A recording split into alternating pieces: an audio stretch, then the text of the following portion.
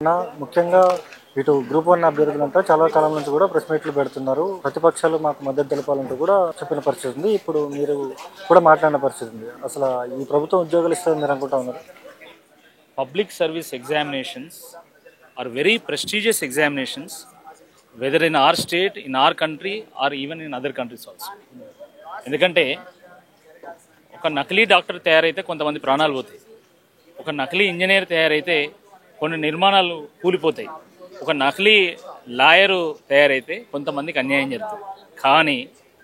కానీ ఒక నకిలీ అధికారి తయారైతే సమాజమే భ్రష్టు పట్టిపోతుంది, దేశం భ్రష్టు పట్టిపోతుంది.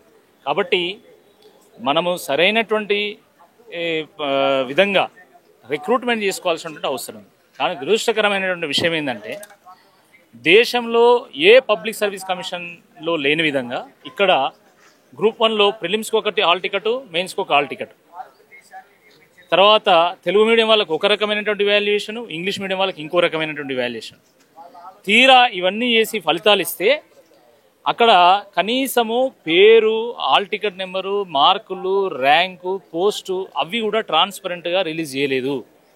కేవలము హాల్ టికెట్ వాళ్ళ పోస్ట్ ఇస్తారు. అసలు ఎందుకు ఆ రకంగా చేస్తున్నారు మీరు అంటే ఖచ్చితంగా ఈ గ్రూప్ 1లో ఏదో గోల్మాల్ జరిగింది, గందరగోళం జరిగింది, ఏవో అవకతవకలు జరిగినాయి. కాబట్టి ఈరోజు మీరు వాళ్ళ క్యాండిడేట్ యొక్క నేమ్ కానీ, లేకపోతే హాల్ టికెట్ కానీ, prelims hall ticket, main hall ticket, వాళ్ళ మార్క్స్, వాళ్ళ ర్యాంకు మీరు విడుదల చేయడం లేదు. కాబట్టి దీని మీద సర్వత్రా చర్చ జరుగుతున్నది ఈరోజు. దాని కారణంగా ఈరోజు నిరుద్యోగులు కలిసి పెట్టినటువంటి అఖిలపక్ష సమావేశంలో మేము పాల్గొనడం జరిగింది. తప్పకుండా నిరుద్యోగుల పక్షాన బీఆర్ఎస్ పార్టీ పోరాటం చేస్తుంది. దేశంలో ఎక్కడా లేని విధంగా ఈ టీజీపీఎస్సీ అయితే అక్రమాలకు పాల్పడ్డదో తప్పకుండా దాని మీద విచారణ చేయించాల్సినటువంటి బాధ్యత ఈ ప్రభుత్వం మీద ఉంది. ఈ నిరుద్యోగులు యువకులు మొత్తం కష్టపడి వాళ్ళని సచివాలయం మెట్లెక్కిస్తే కాంగ్రెస్ వాళ్ళను ఈరోజు వాళ్ళు కోట్ల రూపాయలు ఖర్చు పెట్టి ఈ నిరుద్యోగులను ఓడించడానికి వీళ్ళని కోర్టు మెట్లెక్కిస్తున్నారు. ఇంతకంటే దయనీయమైనటువంటి పరిస్థితి ఇంకోటి ఉండదు. ఈరోజు దొంగలు ఊరు పంచుకున్నట్టుగా ఈరోజు పోస్టులను పంచుకుంటా ఉన్నారు. ఆయన రాహుల్ గాంధీ గారు రాజ్యాంగం పట్టుకొని రాజ్యం వెళ్తా అని చెప్పేసి ఆయన దేశమంతా ఊరేగుతాడు, ఆయన ఓట్ చోరీ అంటాడు.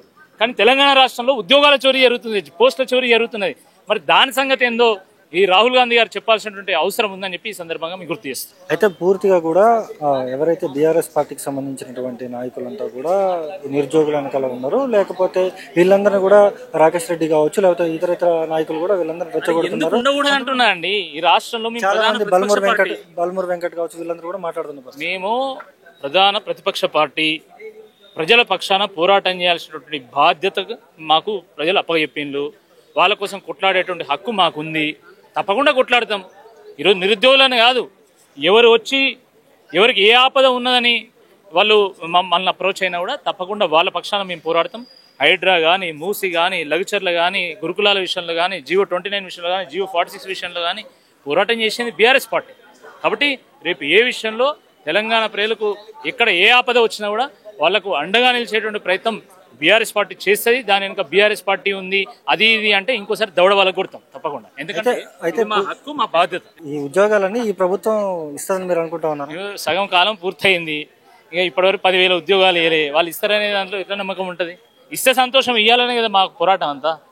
దమ్ము ధైర్యం ఉంటే 2 లక్షల ఉద్యోగాల మీరు ఇచ్చి, ఏడాదిలోపే 2 లక్షల ఉద్యోగాలు అన్నారు, అది ఇచ్చి జూబ్లీహిల్స్ ఎలక్షన్ పోవాలి.